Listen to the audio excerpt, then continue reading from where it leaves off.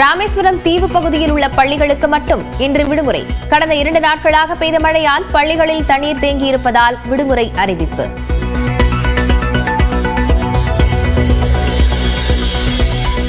திருச்செந்தூரில் தொடர்ந்து 3வது நாளாக கனமழை. சுப்பிரமணிய சுவாமி கோயில் அருகிலும் சாலைகளில் தேங்கி நிற்கும் மழைநீர் தவித்த மக்கள்.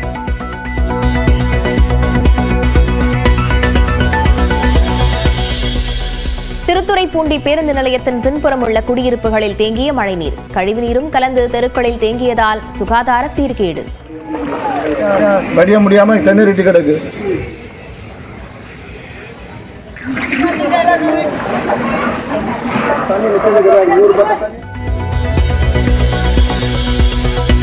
தருமபுரி மாவட்டத்தில் கடுமையான பனிமூட்டம். எதிரில் வரும் வாகனங்கள் தெரியாததால் வாகன ஓட்டிகள் அவதி.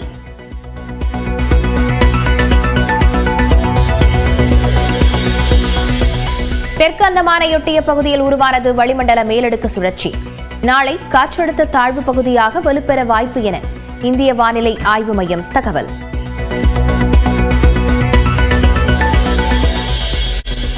ஆஸ்திரேலியாவிற்கு எதிரான முதல் டெஸ்டில் டாஸ் வென்ற இந்திய அணி batting. Jaiswal, Devdutt Padikkal duck out ஆகி ஏமாற்றம். சென்னை கடற்கரை தாம்பரம் இடையே 28 மின்சார ரயில் சேவைகள் இன்று முதல் தற்காலிகமாக ரத்து. பராமரிப்பு பணிகள் நடப்பதால் அதற்கேற்ப பயணிகள் தங்கள் பயணத்தை திட்டமிட்டுக் கொள்ள அறிவுறுத்தல். நடிகர் ரஜினியை போயஸ் கார்டன் இல்லத்திற்கு நேரில் சென்று சந்தித்த நாம் தமிழர் கட்சி ஒருங்கிணைப்பாளர் சீமான். இருவரும் தமிழ்நாட்டு அரசியல் நிலவரம் பற்றி விவாதித்ததாக தகவல். முதல்வர் ஸ்டாலின் தலைமையில் இன்று மாலை 7 மணிக்கு திமுக எம்பிக்கள் கூட்டம். 25ஆம் தேதி தொடங்கும் நாடாளுமன்ற கூட்டத்தொடரில் எவ்வாறு செயல்பட வேண்டும் என்பது குறித்து ஆலோசனை. JEE முதன்மை நுழைவுத் தேர்வுக்கு விண்ணப்பிக்க இன்றைய கடைசி நாள். இரவு 9 மணிக்கு மேல் கால அவகாசம் நீட்டிக்கப்படாது என தேசிய தேர்வு முகமை திட்டவட்டம். அமெரிக்காவில் கைது வாரண்ட் பிறப்பிக்கப்பட்ட அதானியை கைது செய்ய ராகுல் காந்தி கோரிக்கை. அதானி விவகாரத்தில் பிரதமர் மோடி மீதான மரியாதையை குலைக்க ராகுல் காந்தி முயற்சிப்பதாக பாஜக குற்றச்சாட்டு.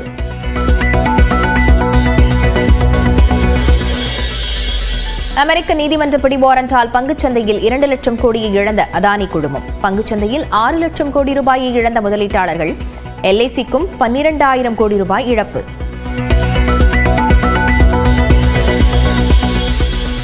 புழல் பெண்கள் சிறையிலிருந்து நிபந்தனை ஜாமீனில் வெளியே வந்த நடிகை கஸ்தூரி. சிறு குரலாக இருந்த தன்னை சீரும் புயலாக மாற்றிவிட்டவர்களுக்கு நன்றி என பேட்டி. சிறு குரலாக இருந்த என்னை சீரும் புயலாக மாற்றிய அனைவருக்கும் மிகப்பெரிய நன்றி. இட்லி கடை பட தயாரிப்பாளர் வீட்டு கல்யாணத்தில் பங்கேற்ற நயன்தாரா, தனுஷ் ஒருவரை ஒருவர் கண்டுகொள்ளாமல் பேசுவதை தவிர்த்தனர்.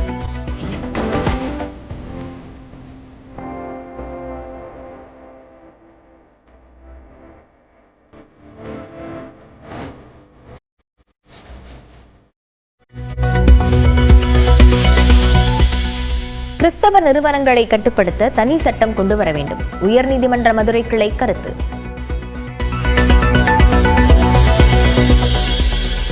இஸ்ரேல் பிரதமர் பெஞ்சமின் நெத்தன்யாகுவிற்கு கைதாணை பிறப்பித்த சர்வதேச குற்றவியல் நீதிமன்றம். காசாவில் போர்க்குற்றத்தில் ஈடுபட்டதாக நடவடிக்கை. உக்ரைன் மீது கண்டம் விட்டு கண்டம் பாயும் புதிய ஏவுகணையை முதல் முறையாக வீசி தாக்குதல் என புட்டின் அறிவிப்பு. உக்ரைன் என்ன சோதனை கூடமா என அதிபர் ஜெலன்ஸ்கி விமர்சனம். பாகிஸ்தானின் குர்ரம் மாவட்டத்தில் மக்கள் சென்ற வாகனங்கள் மீது பயங்கரவாதிகள் தாக்குதல். கண்மூடித்தனமாக சுட்டதில் 50க்கும் மேற்பட்டோர் உயிரிழப்பு. சூப்பர் ஸ்டார் என வர்ணிக்கப்படும் ரஜினிகாந்தை மிக கடுமையாக விமர்சித்து வந்த நாம் தமிழர் கட்சி ஒருங்கிணைப்பாளர் சீமான் திடீரென நேற்று சந்தித்தது பெரும் பேசுபொருளாகியுள்ளது. போராளி அவருடைய சில கருத்துக்களை கேட்டு பிரமிச்சு போயிருக்கேன். அந்த மாதிரி இருக்காங்க தேசிய கட்சிகள் எல்லாம் இருக்காங்க. பட் சிஸ்டம் கெட்டு போயிருக்க. சிஸ்டம் கெட்டு போயிருக்கு, ஜனநாயகமே கெட்டு போயிருக்கு. அரசியல் பத்தி, ஜனநாயக பத்தி மக்களின் மன ஓட்டமே சேஞ்ச் ஆயிருக்கு. ஸோ சிஸ்டமை சேஞ்ச் பண்ணணும். கடந்த 2017ஆம் ஆண்டு மே மாதம் சென்னையில் தொடர்ந்து 5 நாட்களுக்கு ரசிகர்களை சந்தித்த ரஜினி இவ்வாறு பேசினார்.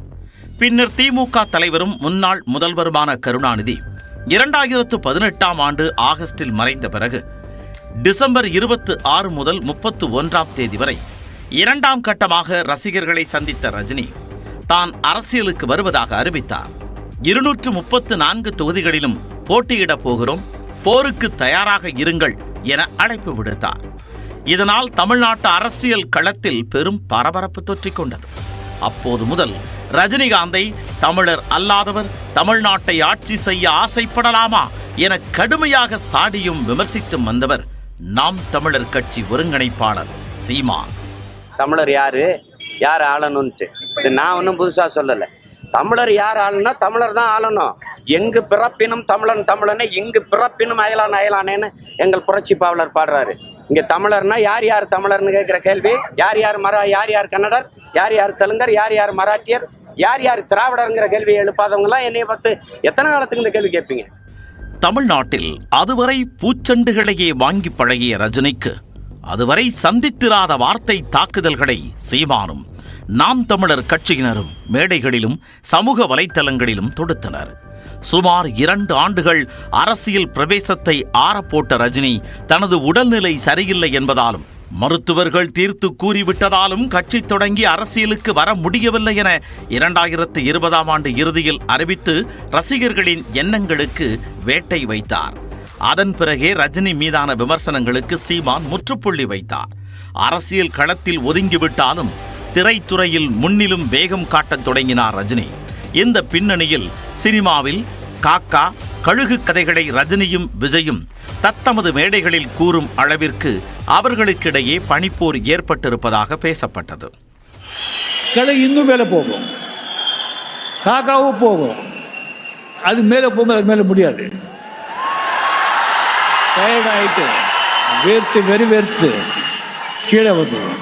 இந்த காட்டில் மானு, முயல், யானை, மயில், இந்த காக்கா, கழுகு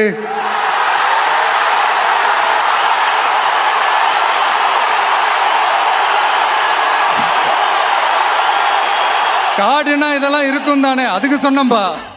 இந்த நிலையில் ரஜினியைப் போல ரசிகர்களை காக்க வைக்காமல் சட்டென்று கடந்த பிப்ரவரியில் தாவேகாவை தொடங்கினார் விஜய். அப்போது அதை வரவேற்ற சீமான் விஜயை தம்பி என வாஞ்சையாக விடித்தார். எனினும் சீமான் கடுமையாக விமர்சிக்கும் திராவிட கொள்கையை தனது 2 கண்களில் ஒன்று என விஜய் அறிவித்ததும் அவரை சீமான் கடுமையாக சாடினார். 2026ஆம் ஆண்டில் தனித்தே போட்டி என சீமான் அறிவித்தார். அரசியல் களத்தில் தற்பொழுது இருவரும் இணைய முடியாத துருவங்களாகவே பார்க்கப்படுகின்றனர். தான் மிகவும் நம்பிய விஜயுடன் கொள்கை மோதல் ஏற்பட்ட நிலையில் சற்றும் எதிர்பாராத வகையில் சென்னை போயஸ் கார்டனில் உள்ள ரஜினியின் இல்லத்திற்கு சீமான் நேற்று இரவு சென்று அவரை சந்தித்துள்ளார். இந்த சந்திப்பு 20 நிமிடங்கள் நீடித்ததாக கூறப்படுகிறது.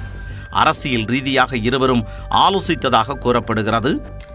பல ஆண்டுகளாக தொடர்ந்து ரஜினியை கடுமையாக சாடியவரான சீமான் விஜய் தன்னுடன் இணக்கம் காட்டாத சூழலில் அவரை சந்தித்திருப்பது பல்வேறு யூகங்களுக்கு வித்திட்டுள்ளது. சீமான் ரஜினியிடம் தனக்கு ஆதரவு தர கோரியிருக்கக்கூடும் என்றும் தமிழக அரசியல் பற்றி குரல் தரும்படி அழுத்தம் தந்திருக்கக்கூடும் என்றும் நெட்டிசன்கள் தங்கள் கற்பனை குதிரைகளை தட்டிவிட்டு விவாதிக்க தொடங்கியுள்ளனர்.